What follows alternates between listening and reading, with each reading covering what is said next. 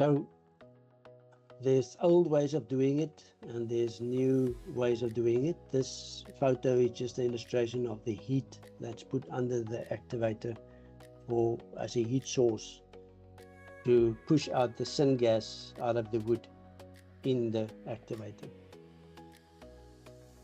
So the old way of doing it on the left hand side is a Contiki cone kiln that is used in basically all over the world, and it's more purposes for gardens, smaller farms. It's more a continuous process, collect all the biochar and it's mixed into the soil.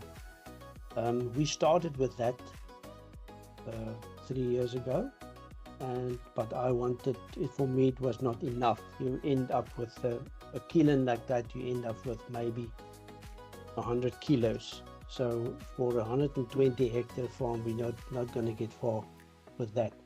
So and then the MD of BioAgri Group Biolizer on the right hand side phoned me after he also saw the video clip, and he said, listen, I have a better product for you, which we can make high quality biochar.